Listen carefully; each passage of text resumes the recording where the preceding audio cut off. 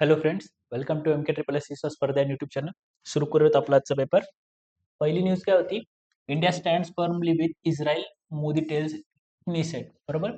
निसेट काय आहे? इस्रायलची जी पार्लमेंट आहे त्याला निसेट असं म्हणतात. बरोबर. आपल्याला माहिती आहे की मोदीजी गेलेले आहेत इस्रायलला. बरोबर. मग काल जे आर्टिकल आलं होतं, जसं आपण म्हणलं की कालचं जे आर्टिकल होतं त्याच्यामध्ये इंडिया आणि इस्रायल, इस्रायल इंडियासाठी कशा कशा बाबतीत महत्वाचं आहे. मग डिफेन्स झालं, स्ट्रॅटेजिक हे झालं, त्याचबरोबर आयमेक प्रोजेक्ट वगैरे ते झाले, इन्फ्रास्ट्रक्चर प्रोजेक्ट. त्याचबरोबर मग सायन्स टेक्नॉलॉजी वगैरे झालं. हे सगळ्या बाबतीत इस्रायल इंडियासाठी प्रचंड महत्वाचं आहे. त्याचबरोबर आपले जे इंटरेस्ट आहेत, म्हणजे फॉरेन पॉलिसीच्या बाबतीत इस्रायलचे काही इंटरेस्ट आहेत, ज्या काही देशांबरोबर प्रॉब्लेम्स इस्रायलचे, त्याच देशांबरोबर इंडियाचे प्रॉब्लेम्स आहेत. त्याच्यामुळे आपले जे जिओ पॉलिटिकल जे ऑब्जेक्टिव्ह आहेत ते बऱ्यापैकी प्रमाणात मिळून येतात. त्याच्यामुळे इस्रायल आणि इंडियाची पार्टनरशिप जी आहे ती येणाऱ्या काळात अजूनच वाढत जाणार आहे. त्याच रिलेटेड मग मोदीजींची व्हिजिट होती. त्याच्यामुळे आपल्याला आता एक्झामसाठी काय काय महत्वाचं आहे? इस्रायल झालं, त्याच रिजनमध्ये पॅलेस्टाईन झालं, गाझा स्ट्रीप झाली. यांचे जे लोकेशन आहे, जॉग्राफी झाली, यांची जॉग्राफिकल लोकेशन्स वगैरे हे प्रीसाठी अतिशय महत्वाचे बनतात. मग त्याच्यानंतर त्याच्यामध्ये रिव्हर झाले, त्याच्यानंतर बाउंड्री झाली. बरोबर. या सगळ्या गोष्टी एक्झामसाठी महत्वाच्या आहेत. त्याचबरोबर काल जसं म्हणलं होतं आपण की हेक्सागोनल अलायन्स होती, की हेक्सागोनल अलायन्स अनाऊन्स करणार होतं. त्याच्यामध्ये कोणत्या कोणत्या कंट्रीज आहेत हे सुद्धा महत्वाचं आहे. पुढची न्यूज काय होती? की Eurasian diving duck in Kaziranga triggers climate change concern. बरोबर. मग याच्यामध्ये सगळ्यात पहिली गोष्ट काय सांगितली की काझीरंगामध्ये हे पाहायला गेलेलं आहे. बरोबर. मग त्याच्यामुळे त्याचं लोकेशन, त्याच्या बाकीच्या गोष्टी ह्या सुद्धा महत्वाच्या आहेत. मग ते नॅशनल पार्क आहे, अजून टायगर रिझर्व्ह आहे. कशासाठी फेमस आहे? जसं आपल्याला माहिती की 5 मेजर मोठे जे अॅनिमल्स आहेत, म्हणजे समुद्र वन वन हॉर्न रायनोसॉर्स झाले, टायगर झाले, असे जे मेजर्स अॅनिमल त्यासाठी फेमस आहे. ती गोष्ट झाली. तर काय सांगितलं गेलंय? The 7th water bird count at the Kaziranga national park and tiger reserve Assam release on Wednesday has spotlighted a new avian guest. बरोबर. A diving duck from the Eurasian taiga breeding grounds. बरोबर. मग सगळ्यात पहिली गोष्ट काय की 7th वॉटर बर्ड काउंट जो होता तो झाला होता काझीरंगामध्ये. आता हा सुद्धा एक प्रीसाठी इम्पॉर्टंट पॉईंट आहे की UPSC काय करते ना, असं जेव्हा सेन्सस वगैरे होतं अॅनिमल्सचं एखाद्या जसं एलिफंटचं झालं किंवा चित्ताचं झालं, सॉरी, लेपर्ड वगैरेचं झालं, तर त्यांच्याबद्दल क्वेश्चन विचारण्याबद्दल UPSCचा कल राहतो. तर 7th वॉटर बर्ड काउंट हे काउंट झाला होता. तर मग हा महत्वाचा आहे की हा काउंट सांगतो काय? कोणते कोणते पक्षी झाले, त्यांचे स्पेसीज झाले, त्या गोष्टी झाल्या. त्यांचा नंबर वाढलाय, कमी झालाय, कोणाचा वाढलाय. मग त्याचबरोबर तिथं जे वेटलँड आहेत त्या एरियातले, कोणते कोणते वेटलँड आहेत. बरोबर. मग तिथं कोणती कोणती रिव्हर आहे, ती गोष्टी झाली. या वेटलँड झाले, ते कधी अनाऊन्स झाले होते. या सगळ्या गोष्टी परत इम्पॉर्टंट बनतात. बरोबर. मग याचं नाव काय? द स्म्यू. काय? मर्गिलस अल्बेलस हे त्याचं सायंटिफिक नाव झालं. तर हे विचारलं जाऊ शकतं की द स्म्यू आहे हे काय आहे? मग ही कोणती स्पेसीज आहे? मग फिश स्पेसीज आहे, ॲनिमल स्पेसीज आहे किंवा बर्ड स्पेसीज आहे, असं सुद्धा विचारलं जाऊ शकतं. बरोबर. त्याच्याबद्दल सांगितलेलं आहे. त्याच्यानंतर मग ते काय सांगितलं की मेजरली ती इंडियामधली का नाही, त्याच्यामध्ये कोणते रिजन सांगितलं? Eurasian taiga breeding grounds. बरोबर. मग हा रिजन कुठे येतो? त्याचं क्लायमेट कसं आहे ते सुद्धा महत्वाचं आहे. बरोबर. मग त्याचबरोबर अजून काय सांगितलं की Indian wetlands including हैदरपूर in Uttar Pradesh. उत्तर प्रदेशमधलं हैदरपूर जे वेटलँड आहे त्याचा सुद्धा इथं रेफरन्स दिलेला आहे. त्याचबरोबर अजून कोणते कोणते दिलंय की during the census the smew was recorded at Rowmari Donduwa बिल्स in Laokhowa part of the Kaziranga. हा पार्ट झाला. बरोबर. तिथं वन रायनोसॉर्स आहेत, ते मोठ्या प्रमाणात आहेत. तो तो पार्ट झाला. मग हे सुद्धा महत्वाचं झालं. त्याचबरोबर अजून कोणत्या कोणत्या गोष्टी तिथं इम्पॉर्टंट बर्ड एरियाज आहेत इन द काझीरंगा, ती गोष्ट झाली. मग तिथं नॅशनल पार्क आहे. त्याचबरोबर 2 वाईल्ड लाईफ सँच्युरीज कोणत्या तिथं? लावखोवा आणि बुरचा चापोरी टुगेदर. हे वाईल्ड लाईफ सँच्युरी झाली. ह्या ज्या गोष्टी दिलेल्या आहेत एक्स्ट्राच्या, बरोबर? ह्यांची नावं, त्यांचं लोकेशन, मग तिथं रिव्हर असेल की कोणते ॲनिमल असेल, मग एंडेमिक कोणतं स्पेसीज आहे का तिथं, ते सुद्धा पाहणं आपल्याला महत्वाचं आहे. पुढची न्यूज काय होती? की Rajasthan scraps 2 child norm for local body panchayat polls after the 3 decades. बरोबर. जसं आपल्याला माहिती की राजस्थानमध्ये काय केलं होतं 1991-96 मध्ये एक रूल केला होता स्टेट गव्हर्नमेंटने तिथलं, की जर 2 पेक्षा जास्त मुलं असतील तर ती व्यक्ती, मग ती लेडीज असेल किंवा जेंट्स असेल, तर ती व्यक्ती पंचायत आणि लोकल पोल जे असेल ते इलेक्शन नाही लढू शकणार. बरोबर. पण आता काय रूल्स केला की हा रूल्स बदलून त्यांनी सांगितलं की चाइल्ड पॉलिसीचा हा रूल होता तो काढून टाकण्यात येईल. बरोबर. तर त्याच्यामागे रिझन काय त्यांचं, की 1991 ते 96 मध्ये किती होता चाइल्ड फर्टिलिटी रेट? 3.6 होता, बरोबर. जो नॉर्मलपेक्षा जास्त होतं. त्याच्यामुळे पॉप्युलेशन कंट्रोल मेजरच्या अंडर हा रूल आणला गेला होता, बरोबर. पण आता जो आहे फर्टिलिटी रेट तो किती आहे? तो 2 पर्यंत आहे. आणि टोटल फर्टिलिटी रेट जो असतो आपला TFR बरोबर, तो आयडियली किती पाहिजे? 2.1 पाहिजे असतो, बरोबर. म्हणजे हा ऑलरेडी 2.1 पेक्षा कमी आहे. त्याच्यामुळे आता ही कंडिशन लावली जाऊ शकते, की तो हा जो रूल होता तो काढला जाऊ शकतो, बरोबर. मग ही गोष्ट झाली. मग त्याच्यानंतर TFR काय असतो? आयडियल टाईम झाला. ओव्हरऑल इंडियाचा कसा आहे ती गोष्ट झाली.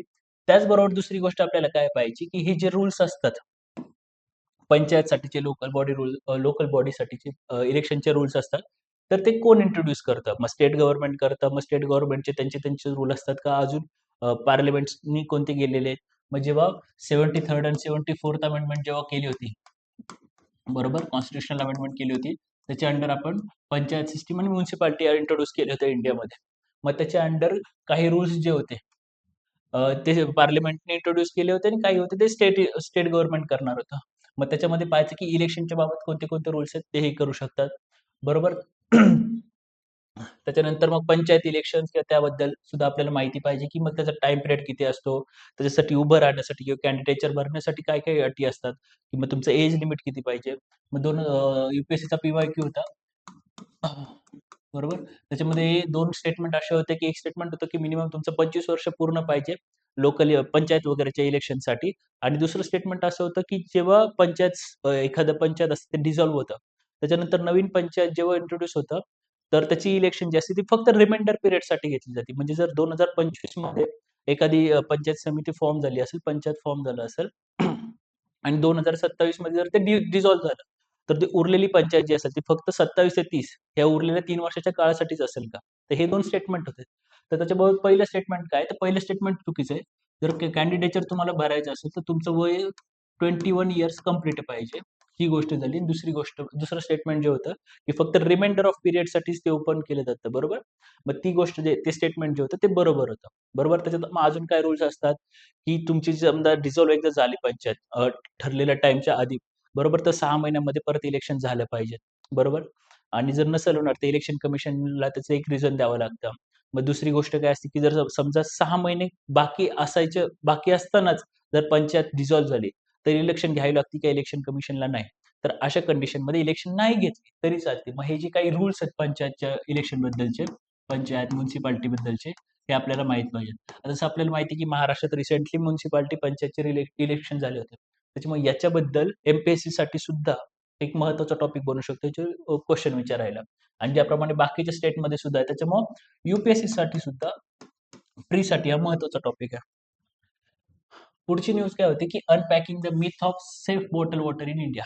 जसं आता आपल्याला माहिती की आपण बऱ्याच मोठ्या प्रमाणात काय करतो, की कॅन वॉटर पितो, बरोबर. कॅन वॉटर झालं, बॉटल वॉटर जे बॉटलमध्ये पाणी भेटतं आपल्याला ते घेतो. म्हणजे ट्रॅव्हलिंग करायची असेल तर आपण बॉटल घेतो त्याच्यातून पाणी पिणं प्रिफर करतो. का आपल्याला काय वाटतं, की हे जे पाणी असेल, बरोबर, म्हणजे समजा रेल्वे स्टेशन, बस स्टँड वगैरेला जे पाणी भेटणार तिथं, बरोबर, तर ते तेवढं सेफ नसेल. पण बॉटलमधून मिळणारं पाणी ते जास्त सेफ असेल. कॅनमधून मिळणारं जे पाणी असेल ते प्युअर असेल, बरोबर. मग आता पाण्याचा जो कन्सर्न होता तो तर आपण समजा सॉल्व्ह होत असेल त्याच्यामुळं. पण जो त्या कॅनचा, त्या बॉटलचा जो इश्यू आहे, तो एक नवीन इश्यू म्हणून समोर यायला लागलाय, की ते जे प्लास्टिकपासून तयार केलेले कॅन असतात, बॉटल्स असतात, त्याच्यामधून मायक्रोप्लास्टिक जे आहे, ते पाण्यामध्ये डिसॉल्व्ह होऊ शकतं आणि त्याच्यामुळे एक लाँग टर्म पिरियडमध्ये आपल्याला कॅन्सरचा धोका मोठ्या प्रमाणात वाढतो. ह्याच्याबद्दल त्यांचं म्हणणं आहे.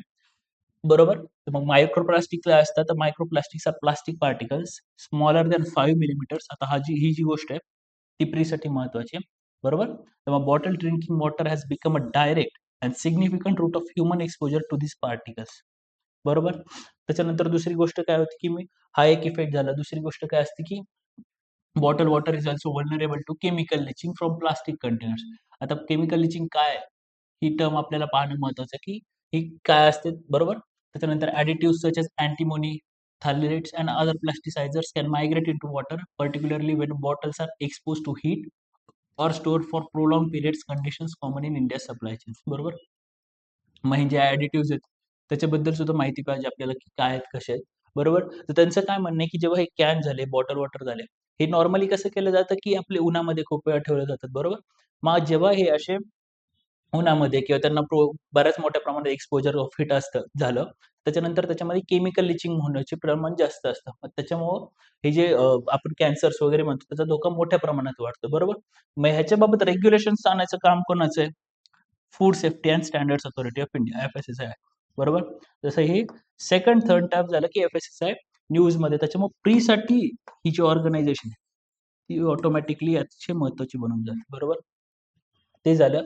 त्याचबरोबर मग त्याच्यानंतर सेफ अल्टरनेटिव्हज त्यांचं काय म्हणणं आहे, की हे जे आहेत असे प्लास्टिक इंट्रोड्यूस करा, असे प्लास्टिक बॉटल्स वगैरे, की जे आपले जे फूड इनटेकमध्ये असेल, ते जरी झालं, तरी त्याच्यामध्ये काही प्रॉब्लेम होणार नाही. हे अशा पद्धतीचं मटेरियल त्यांनी यूज करायला पाहिजे, असं त्यांचं म्हणणं आहे, बरोबर? त्याच्यामुळे मग पब्लिक सेफ्टीच्या अंडर वगैरे आपल्याला यू-पी-एस-सी मेन्समध्ये याच्याबद्दल क्वेश्चन विचारला जाऊ शकतो आणि एन्व्हायर्नमेंट बाबत सुद्धा, की मायक्रोप्लास्टिक काय असतात, बरोबर? केमिकल लिचिंग काय असते, त्याच्यामुळे काय-काय प्रॉब्लेम्स होऊ शकतात, बरोबर? पुढची न्यूज काय होती, की balancing faith, dignity and constitutional rights. तसं आपल्याला माहिती आहे, की केरळमध्ये शबरीमाला टेम्पल होतं. तिथं 10 ते 50 वर्ष वयोगटाच्या ज्या महिला होत्या, त्यांना एंट्री बॅन होती, बरोबर? मग ते त्यांचे काही बिलीफ सिस्टम वगैरे होते. त्याच्यामध्ये 2018 मध्ये सुप्रीम कोर्टाने निर्णय काय दिला, की हे जे या पद्धतीचा बॅन आहे महिलांवरती, तो त्यांच्या फंडामेंटल राइट्सवरती अटॅक आहे काइंड ऑफ. त्यांचा जो फ्रीडम ऑफ रिलिजन आहे, त्याला व्हायोलेट करतो. त्याच्यामुळे असा बॅन जो आहे, तो घातला जाऊ शकत नाही. त्याच्यामुळे तिथं त्या टेम्पलमध्ये महिलांना एंट्री ओपन झाली होती, बरोबर? पण तो जो निकाल होता, तो 5 जजेसच्या बेंचनी दिला होता. त्याच्यामध्ये 4-1 तो निकाल दिला गेला होता, बरोबर? मग त्याच्यामध्ये ते जज ती जी बेंच होती, त्याच्यामध्ये 4 मेल होते आणि 1 फिमेल लेडी होती, बरोबर? तर ती एक जो डिसेंट होता, याच्यामध्ये 4 जणांनी म्हणलं, की असा बॅन नाही राहिला पाहिजे. एक होता निर्णय ज्याच्यामध्ये सांगितलं होतं, की हा निर्णय बरोबर आहे. त्या मंदिराची त्यांची एक स्वतःची बिलीफ सिस्टम आहे. त्या हिशोबाने हा बरोबर आहे. मग हा जो निर्णय देणाऱ्या होत्या त्या फिमेल होत्या. बरोबर? त्यांचं म्हणणं होतं, की अ, सुप्रीम कोर्टाने सुप्रीम कोर्टाने एखाद्या धर्माच्या वगैरे किंवा त्यांच्या बिलीफ सिस्टममध्ये न जाता त्यांना त्यांच्या बिलीफ सिस्टमनुसार काम करू दिलं पाहिजे. कारण त्यांचा सुद्धा फ्रीडम जसं आपण म्हणतो, की आपल्या फंडामेंटल राइट्समध्ये रिलिजियस जे ऑर्गनायझेशन्स आहेत, बरोबर? त्यांच्यासाठी सुद्धा फंडामेंटल राइट आहे, की त्यांनी त्यांच्या बिलीफ सिस्टमनुसार ते काम करू शकतात. सो त्यांचं फंडामेंटल राइट सुद्धा व्हायोलेट होऊ देता कामा नये. त्याच्यामुळे त्यांना त्यांच्या बिलीफनुसार काम करू दिलं पाहिजे. आणि जेव्हा रिलिजनच्या बाबतीत निर्णय वगैरे द्यायचा असतो, तेव्हा सॉरी सुप्रीम कोर्ट कोणता निर्णय देईल, की इसेन्शियल जे आहे ते धर्माच्या बाबतीतलं, की इसेन्शियल गोष्ट आहे का नाही, या हे जज करून सुप्रीम कोर्ट त्याच्याबद्दल निर्णय देत असतं, बरोबर? मग त्यांचं म्हणणं आहे, की ह्याच्यामध्ये नाही घुसलं पाहिजे. त्याचबरोबर म्हणजे याच्यामध्ये दुसरी एक आर्ग्युमेंट काय दिली जाते, की जे चंद्रचूड होते, डी-वाय चंद्रचूड, जे आता रिसेंटली रिटायर झाले, त्यांचं म्हणणं होतं, की असे एसेन्शियल टेस्ट न करता, बरोबर? त्यांचं म्हणणं काय आहे, की इसेन्शियल टू रिलिजन म्हणजे ही तुमच्या धर्माबाबतची एकदम इसेन्शियल बाब आहे की नाही, असं जज न करता त्याला अँटी एक्सक्लुजन टेस्ट केली पाहिजे. अँटी एक्सक्लुजन टेस्ट म्हणजे इसेन्शियल टू रिलिजन टेस्टमध्ये काय होतं, की ही जी रिलिजन आहे, एखादी बाब समजा तुम्हाला बॅन करायचं की नाही, या महिलांना टेम्पलमध्ये येऊ द्यायचं की नाही, ही इसेन्शियल गोष्ट आहे का? ही धर्मासाठी अत्यावश्यक गोष्ट आहे का? ह्याच्याशिवाय तुमच्या रिलिजनला काही बिलीफ सिस्टमला मेजरली काही धक्का पोहोचणार आहे का? या गोष्टीवर जज न करता काय केलं पाहिजे, की ह्या सिस्टममुळं किंवा या बिलीफ सिस्टममुळं, या रूल्समुळं कोणाच्या फंडामेंटल राइट्सवर काही गदा येते का? तो व्हायोलेट होतोय का? हे पाहायला पाहिजे. जे याच्यामुळं काय होणार, की ते जे ऑर्गनायझेशन असेल, ते जे टेम्पल वगैरे किंवा रिलिजियस जे हे असेल, प्लेस असेल, त्याची सुद्धा फंडामेंटल राइट्स, त्यांचे सुद्धा बिलीफ सिस्टम जे असतील, ते सुद्धा इंटॅक्ट राहतील आणि त्याचबरोबर सुप्रीम कोर्टाने धर्माच्या बाबतीत न घुसता, त्याच्यामध्ये त्यांना मास्टरी नाहीये, तर त्याच्यामध्ये न घुसता फक्त इंडिव्हिज्युअलचे फंडामेंटल राइट्स व्हायोलेट होतायत की नाही, बरोबर? इंडिव्हिज्युअलचे फंडामेंटल राइट्स व्हायोलेट होतात की नाही, या पद्धतीने पाहून त्याला निर्णय दिला पाहिजे. बरोबर? आता हे होतं डी-वाय चंद्रचूड यांचं मत. तसं आता मग आपल्याला माहिती आहे, की या पद्धतीचे जे आहेत काही केसेस सारखे-सारखे वरती येतायत. तर त्याच्यामुळं या बाबतीत आज ही जी गोष्ट आहे आपल्याला तुम्हाला इंटरव्ह्यूमध्ये विचारली जाऊ शकते किंवा इथिक्समध्ये केस स्टडी वगैरेमध्ये किंवा क्वेशन्समध्ये तुम्हाला विचारलं जाऊ शकते, की याच्या बाबतीत काय केलं पाहिजे? जर तुम्ही डी-एम वगैरे झालं, तर तुम्ही काय करताल? तुमचा डिसिजन काय असेल? असं काही कॉन्फ्लिक्ट उभा राहिलं तर. बरोबर? पुढची न्यूज काय होती की जॅब वेल डन, बरोबर. की आपल्याला माहिती की nation wide human papilloma virus vaccination सुरू झाले. कोणामध्ये कोणासाठी दिले जाते? फॉर गर्ल्स एज 14, बरोबर. मग आता हे पॅपिलोमा व्हायरस काय असतो की सेक्शुअली ट्रान्समिट होणारा हा जो डिसीज आहे त्याच्या अगेन्स्ट ऍक्शन म्हणून ही वॅक्सिनेशन सुरू केलेलं आहे, बरोबर. मग आता आपल्याला माहिती पाहिजे की एचपीव्ही हा जो व्हायरस आहे तो काय आहे, तो कसा स्प्रेड होतो, बरोबर. तो कोणाला स्प्रेड होतो, बरोबर. गर्ल्स, बॉईज, बरोबर. मग त्याच्यावरती काही क्युअर आहे का? जसं आपल्याला माहिती की याच्यावरती एकदा जर व्हायरस झाला तर, बरोबर, त्याच्यामध्ये क्युअर असं काहीच नाही त्याच्यावरती. त्याच्यामुळे प्रिकॉशन म्हणून vaccination is the best option. त्याच्यामुळे मोठ्या प्रमाणात याच्यावरती वॅक्सिनेशन सुरू झाले. आता एचपीव्ही व्हायरस झाल्यामुळे काय होतं की मोठ्या प्रमाणात सर्वायकल कॅन्सर किंवा बाकीचे जे कॅन्सर्स आहेत त्याचं प्रमाण मोठ्या प्रमाणात वाढतं, बरोबर. मग जसं आपल्याला माहिती की जे सर्वायकल कॅन्सर आहे ते इंडियामध्ये मोठ्या प्रमाणात आहे, बरोबर. ओव्हरऑल जे साऊथ एशियन रिजन आहे, साऊथ ईस्ट एशिया रिजन मध्ये फक्त इंडियामध्ये 60 साऊथ ईस्ट एशियन रिजन मध्ये जेवढे सर्वायकल कॅन्सरचे केसेस आहे त्याच्यातले एकट्या भारतामध्ये 65% ऑफ केसेस इंडियामधून रेकॉर्ड केले जातात, बरोबर. त्याच्यामुळे काय झालं की 2022 मध्ये 1,27,526 नवीन केस सापडले आणि त्यामध्ये अराउंड 80,000 हे सर्वायकल कॅन्सरने डेथ झाले होते, बरोबर. त्याच्यामुळे सर्वायकल कॅन्सर हा जो आजार आहे तो काय आहे, कसा स्प्रेड होतो, ही सुद्धा माहिती आपल्याला इन्फॉर्मेशन महत्वाची आहे प्रीसाठी.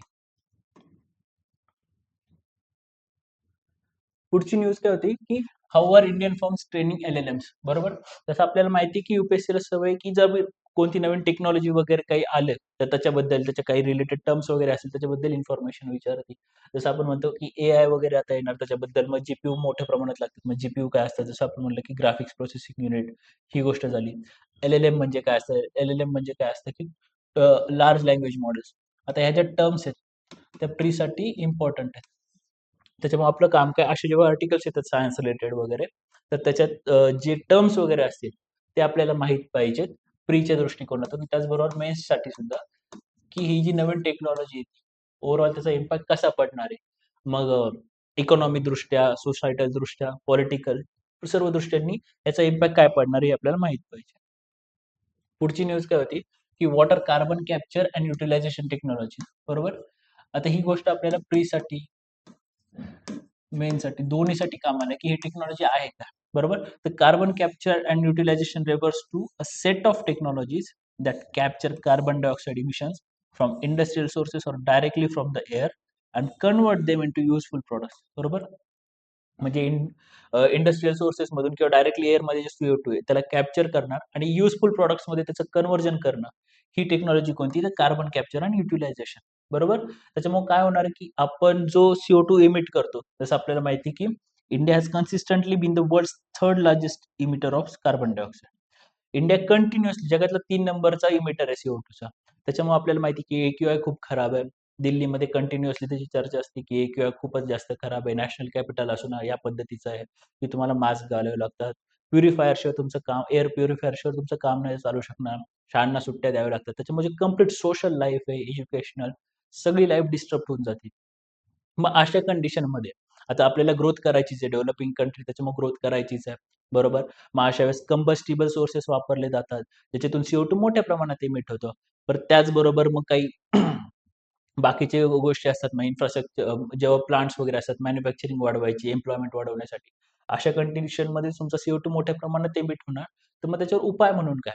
आता एक उपाय असतो की तुम्ही रिन्युएबल सोर्सेस वापरा एनर्जीसाठी. तर आणि दुसरा सोर्स जो एक्सपेन्सिव्ह आहे, त्याच्याबरोबर त्याचे जे रिझर्व्हज आहेत, ते सुद्धा आपल्याकडे मोठ्या प्रमाणात उपलब्ध नाही. मग अशा कंडिशनमध्ये दुसरी ऑप्शन काय ओपन होतं आपल्यासाठी, की कार्बन कॅप्चर आणि युटिलायझेशन. जो CO2 ऑलरेडी इमिट होतोय, जो ऑलरेडी एअरमध्ये आहे, त्याला कॅप्चर करा आणि त्याचं युजफुल प्रॉडक्टमधून त्याचं कन्व्हर्जन करा, बरोबर. मग हे कशाशी रिलेटेड होतं आपलं, की आपलं जे टार्गेट आहे, की 2070 पर्यंत India net zero target achieve करा. याच्यासाठी ज्याच्यातून एक सर्क्युलर लो कार्बन इकॉनॉमी आपण तयार करू शकतो. यासाठी एक महत्त्वाची गोष्ट आहे. त्याच्यामुळे हे प्रीसाठी आणि मेनसाठी अतिशय महत्त्वाचं. आता याच्यामध्ये रिस्क काय-काय आहे, की याच्यामध्ये सगळ्यात मोठी रिस्क काय आहे ती कॉस्ट कॉम्पिटिटिव्हनेस. साहजिक आहे ही जी गोष्ट असणार की कॅप्चर करा, त्याला प्युरिफाय करा, त्याला नंतर परत रियूज फॉर्मॅटमध्ये आणा. याच्यासाठी मोठ्या प्रमाणात जे आहे एक्सपेन्सिव्ह असणार आहे, एनर्जी इंटेन्सिव्ह असणार आहे. मग असं करायला जर समजा आपल्याला गव्हर्नमेंटनी करायचं असेल, तर एक मोठं प्रॉपरली इंटेंट पाहिजे. प्रायव्हेट प्लेयर्सनी करायचं असेल, त्यांना करायला लावायचं असेल, तर त्यासाठी त्यांना इन्सेंटिव्ह द्यायला पाहिजेत, बरोबर? मग हा जो गोष्ट आहे, कॉस्ट इफेक्टिव्हनेस, त्यासाठी आपल्याला काम करायला पाहिजे. पुढची न्यूज काय होती, की on March 2 RBI to conduct 25,000 crore switch option. मग याच्यामध्ये स्विच ऑप्शन काय आहे? हा पॉइंट आपल्यासाठी महत्वाचा आहे, बरोबर? तर स्विच ऑप्शन काय असतं? स्विच ऑप्शनमध्ये government replaces bonds maturing in near term with long term instruments, बरोबर? मग याच्यामध्ये काय होणार आहे, की all securities with maturities in FY27 financial 27 मध्ये जे गव्हर्नमेंट सिक्युरिटीज मॅच्युअर होणार आहेत, ज्यांचं गव्हर्नमेंटला पेमेंट करायचंय, त्यांना रिप्लेस केलं जाणार विथ बॉन्ड्स मॅच्युरिंग आफ्टर FY32.